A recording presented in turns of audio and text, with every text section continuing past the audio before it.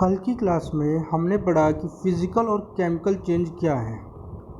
अब हमने जाना कि कोई भी चीज़ है जब उसमें बदलाव आना ही है, जो प्रकृति का नियम ही है, तो उसमें दो तरह के बदलाव आते हैं। एक होता है फिज़िकल चेंज, एक होता है केमिकल चेंज। फिज़िकल चेंज जो होता है वो टेम्परेरी चेंज होता है, उसे हम दोबारा से उस शेप या साइज पे रीगेन कर सकते हैं। लेकिन जो केमिकल चेंज है वो परमानेंट चेंज होता है, जिसे हम दोबारा से रीगेन नहीं कर सकते।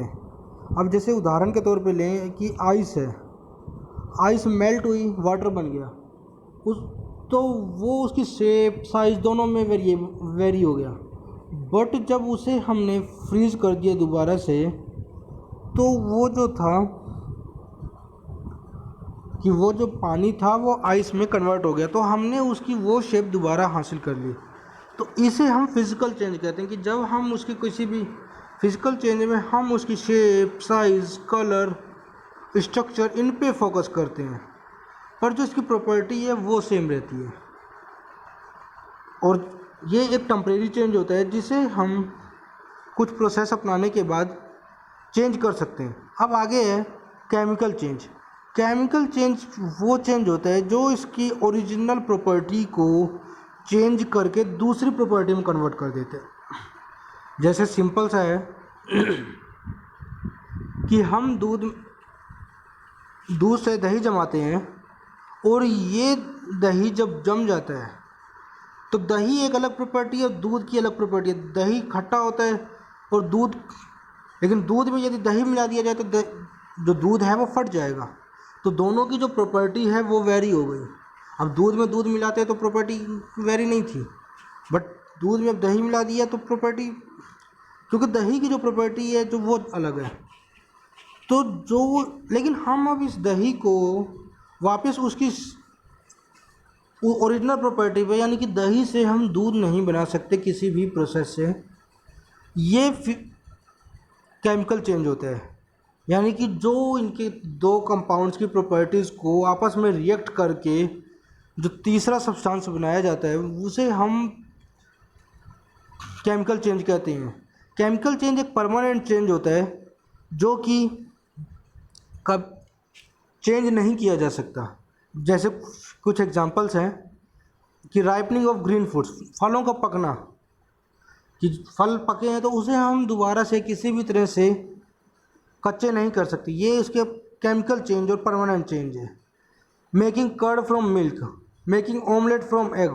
अब अंडे से ऑमलेट बनाएंगे तो ऑमलेट से अंडा नहीं बना सकते दोबारा।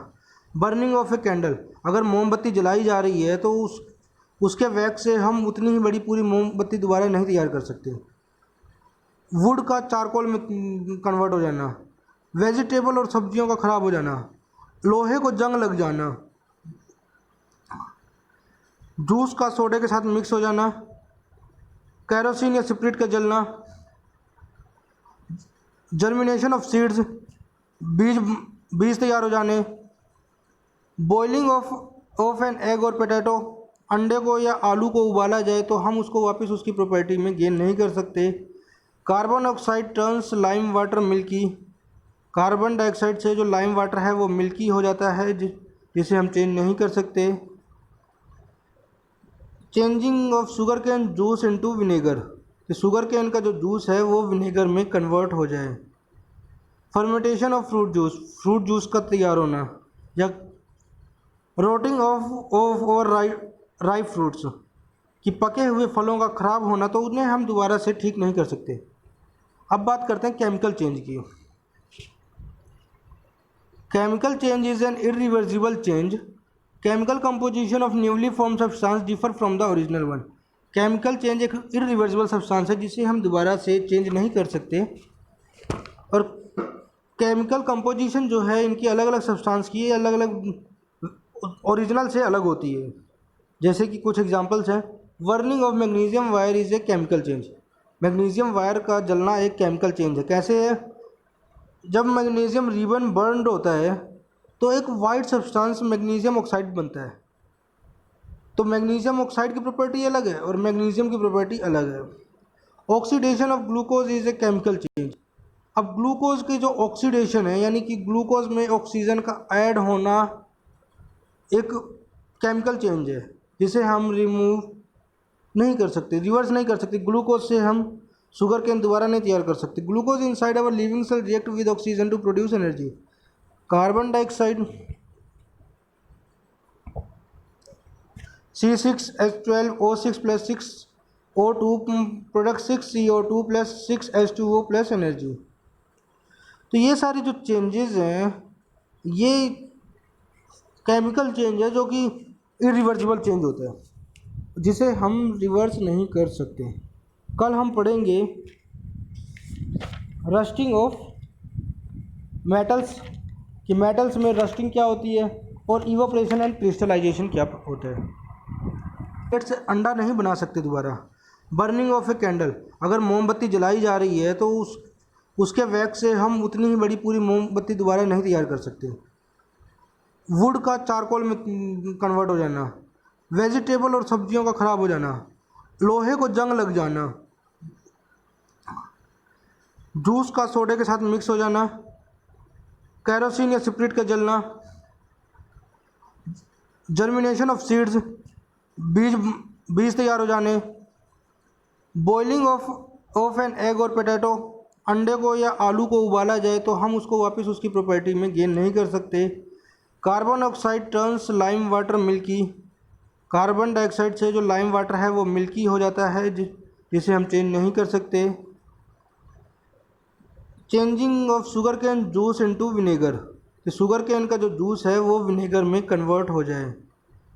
फर्मेंटेशन ऑफ फ्रूट जूस का तैयार होना, या रोटिंग ऑफ और राइप फ्रूट्स, कि पके हुए फलों का ख़राब होना, तो उन्हें हम दोबारा से ठीक नहीं कर सकते।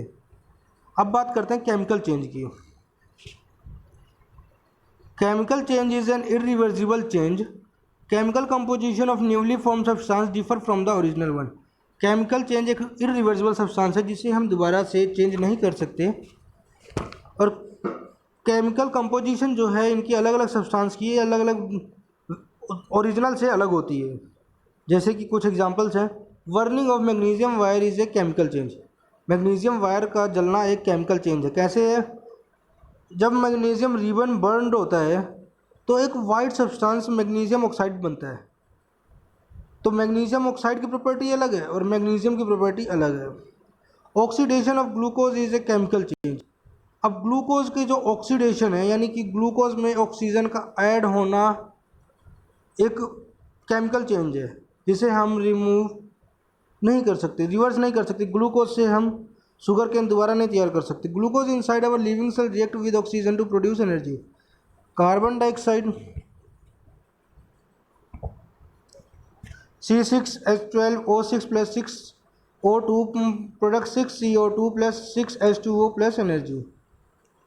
तो ये सारी जो चेंजेस हैं ये केमिकल चेंज है जो कि इरिवर्सिबल चेंज होता है जिसे हम रिवर्स नहीं कर सकते। कल हम पढ़ेंगे रस्टिंग ऑफ मेटल्स कि मेटल्स में रस्टिंग क्या होती है और इवापोरेशन एंड क्रिस्टलाइजेशन क्या होता है।